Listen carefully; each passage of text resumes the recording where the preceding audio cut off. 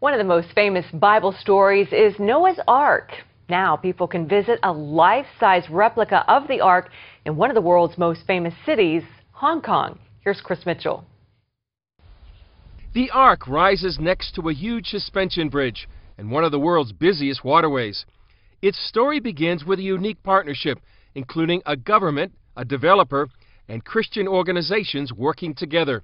In the late 90s, Hong Kong needed a bridge to connect the city with its new airport.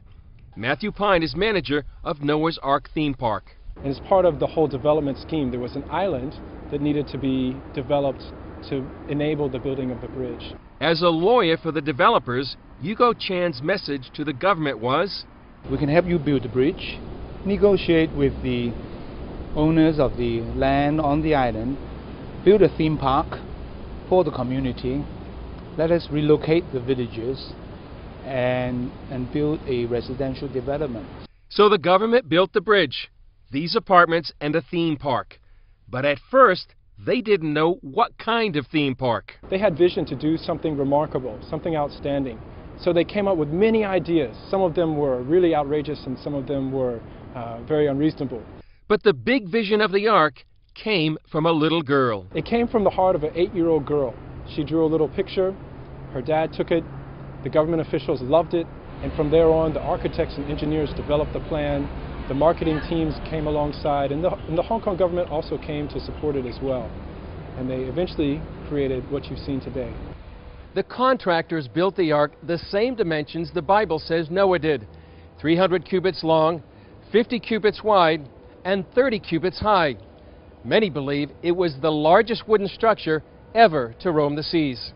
One thing you notice up close is that it's big, very big. Outside, a garden features nearly 70 pairs of life-size replicas of animals from the Ark, and a few real live ones. Inside, it contains exhibits with rare animals like a nautilus, a toucan, and exotic fish. Original animations show how the Ark could have been constructed or how it might have been ventilated. You also discover the story of a major flood is nearly universal throughout the world's ancient cultures. The designers told Noah's story at the time he opens the Ark after the flood. And the reason we chose that moment in the story is because this is the message we want to bring to Hong Kong, we want to bring to China, we want to bring to the world today. And it's this: in our lives we will always face floods. We will face trials, we will face difficulties, we will face tribulations.